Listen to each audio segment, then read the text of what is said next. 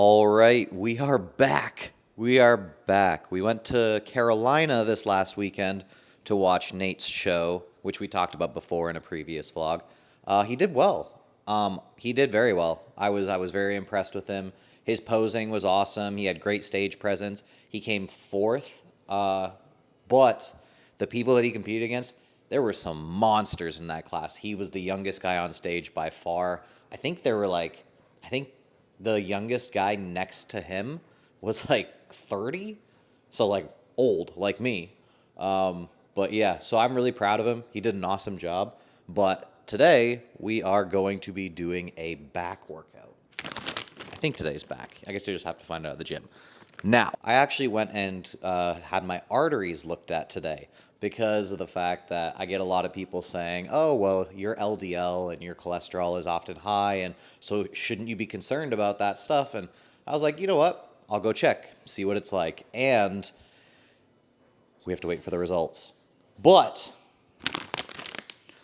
because of that, that means my day took a lot longer, so I ate an entire bag of chicken before this. I just needed a prop to show you.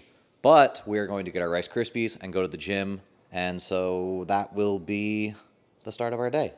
I'll see you at the gym. It is gym time now. New study on lengthened partials. Interesting study because they actually did it in trained lifters, which was a big part of the gripe with a lot of people when it came to figuring out whether long length partials were superior to full range of motion. The thought was, or at least by some people, the thought was, okay, well, in novice lifters, these adaptations that they're getting are not something that's going to continue into trained lifters. Therefore, we can't take the results of those studies as gospel for trained lifters. This one with trained lifters, what they found?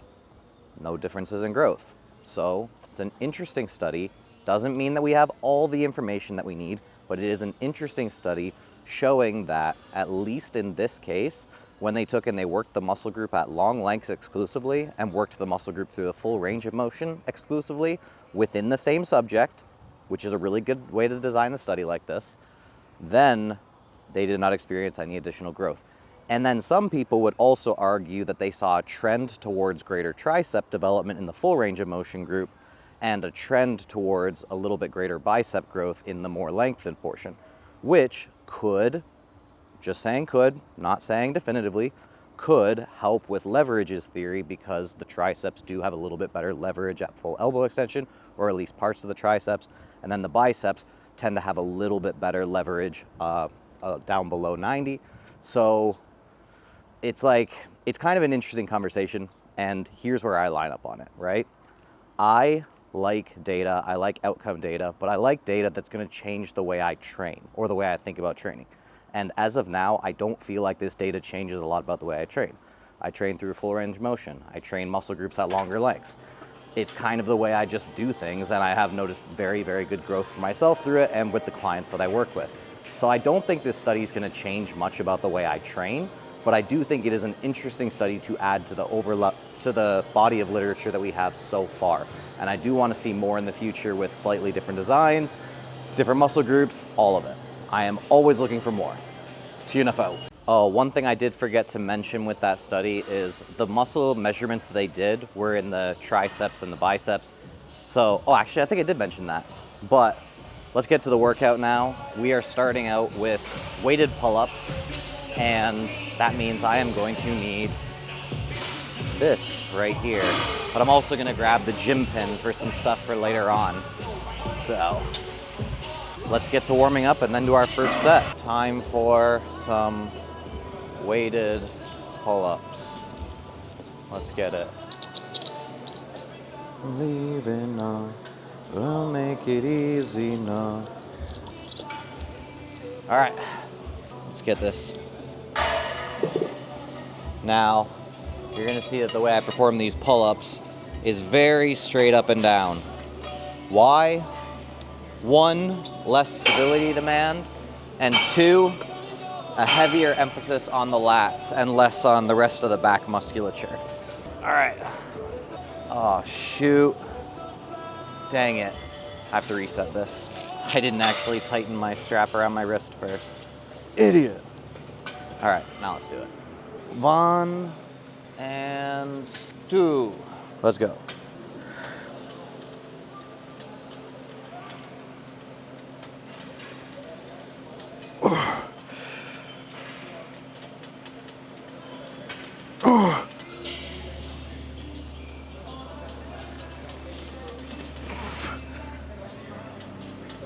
Okay.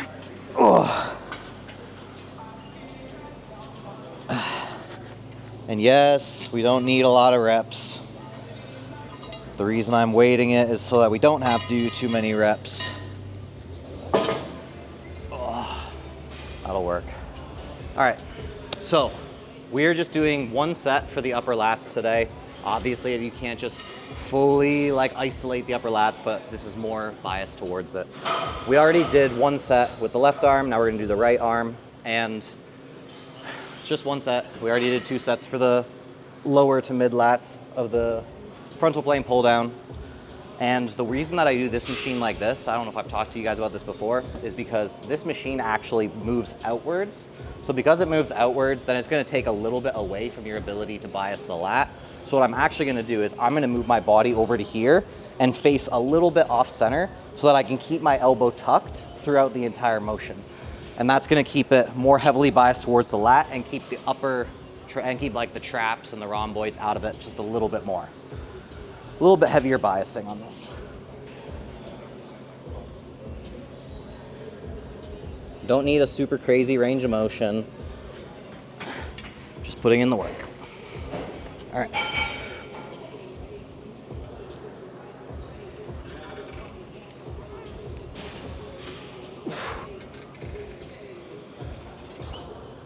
Ooh.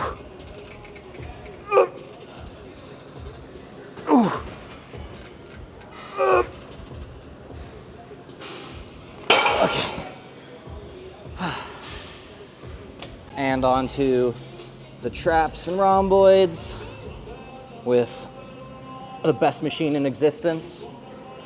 I had to use a T-bar row the other day. Was not happy about that. Hate T-bar, specifically that T-bar. Some T-bars are okay, but that one sucked. All right, let's do this.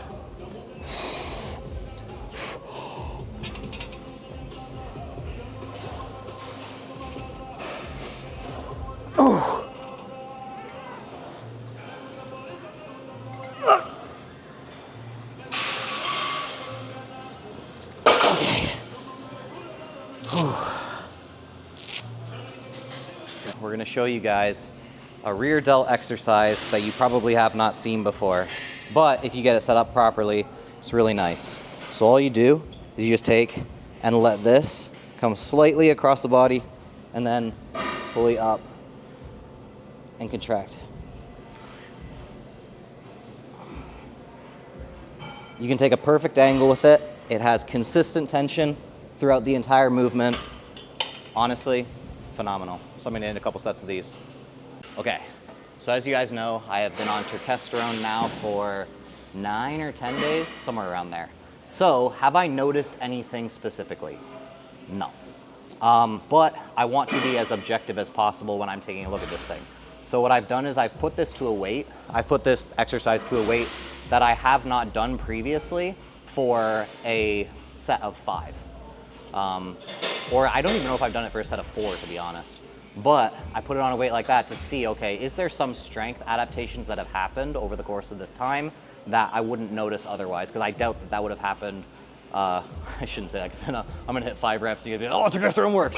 But long story short, I wanna see if my strength is increasing more rapidly than it would normally.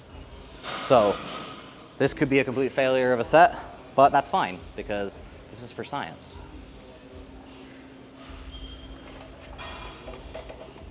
All right, let's do this.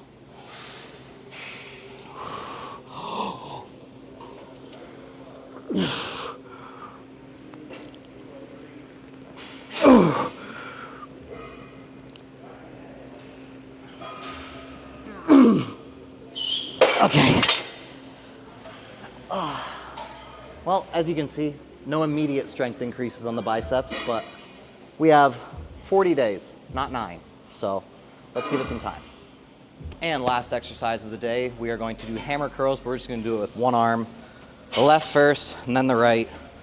And my left arm is weaker than my left, so, sorry, my right arm is weaker than my left, so I'll just go straight into the next one. I won't take a long rest in between or anything like that.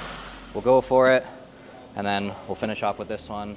We will take it to failure. Who knows, maybe even a little bit past failure, which doesn't exist. But we'll see. We'll just see how we're feeling.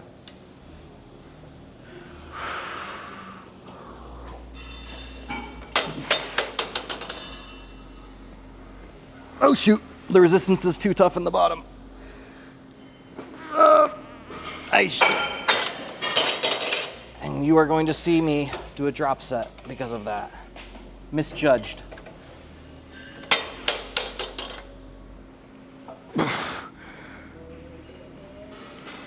Oh. Okay. All right, hands straight over to the right.